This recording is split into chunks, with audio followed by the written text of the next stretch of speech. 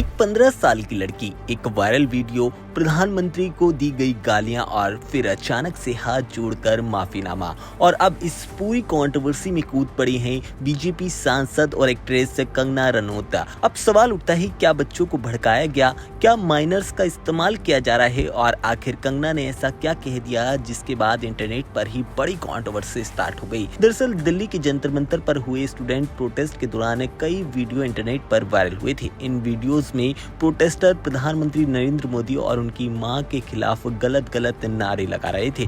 इन सब के बीच एक लड़की का वीडियो सामने आता है जिसने बताया कि वो 15 साल की है और कहा कि उसने वो नारे दूसरों के बहकावे में आकर लगा दिए थे। वीडियो में लड़की ने कहा कि उसने जो भी कहा वो गलत है। उसने पूरे देश और प्रधानमंत्री नरेंद्र मोदी से माफी मांगी। लड़की ने ये भी कहा कि उसने जो शब्द बोले थे उसके लिए उसे आज शर्मिंदगी हो रही है और वो चाहती है कि लोग उसे माफ कर दें। इस वीडियो के वायरल होने के बाद एक्ट्रेस और सांसद कंगना ने भी रिएक्ट किया।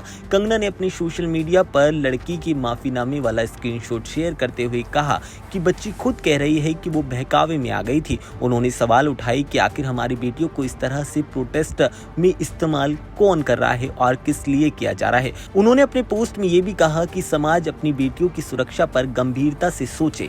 उन्होंने ये भी लिखा कि बच्चों को पॉलिटिक्स और वैचारिक जो लड़ाइयाँ होती हैं उनका हिस्सा नहीं बनने देना चाहिए।